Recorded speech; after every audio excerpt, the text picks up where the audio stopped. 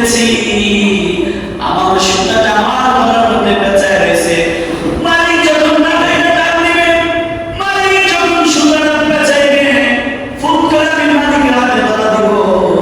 ঠিক আমি আপনি 60 বছর 70 বছর শিশুকাল শেষ হয়ে গেল, যৌবনকাল শেষ হয়ে গেল, কাজ কচকচে কালো দাড়ি ছিল, আজকে কালো দাড়িগুলো সাদা হয়ে গেল।